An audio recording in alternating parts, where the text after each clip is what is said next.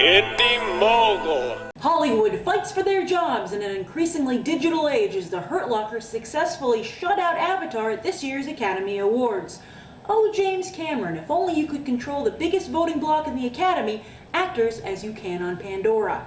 And while a lot of swell people took home the gold, it was like a Christmas morning where you'd already gotten an itemized list of your gifts in advance. Yes, this is Beyond the Trailer's Oscar response show, and unlike the Oscars, I'm going to make this short and to the point. First off, let me say that tonight's telecast took up so much of my time with very little payback. And look, I'm very proud that Kathryn Bigelow is the first woman to ever win the Oscar for Best Director, for a war movie no less, and kudos to the very feisty Sandra Bullock for finally getting some respect from her peers.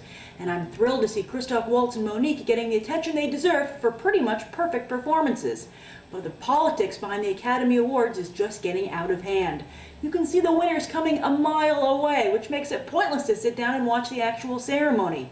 They tried to kiss up to us with 10 nominations for Best Picture, but we all know that District 9 never had a real chance. We're not stupid, Hollywood. We follow these awards closely and we know what's up.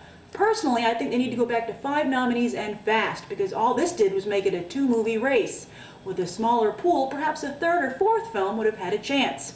And to me, the straw that broke the camel's back was the personal anecdotes given for the Best Actor and Best Actress awards. Michelle Pfeiffer was talking about how great a dad Jeff Bridges is, and Michael Sheen gave us details on Helen Mirren's tattoo, and all I was thinking was, what does any of this have to do with the performances they were nominated for? It was bad enough when the Academy recognized careers rather than specific roles, but now they're recognizing personalities over talent.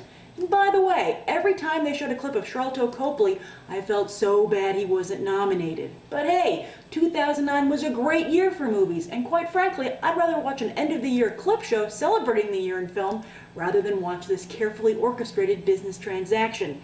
Because to me, by far and away the best part of the show was the John Hughes tribute and the spotlight on the horror genre. Hate the player, not the game, and I will always love movies, no matter how hard the Academy tries to make me dislike them. How did you feel about the Oscars? Were you happy with the winners? If not, who would have you liked to see up there instead? Write your comments down below and be sure to tune in next week for a slightly different movie math that's debut was preempted by the Oscars. I'm Grace Randolph, and as you can see, I'm all moved into my new apartment, so next week we will do some movie math.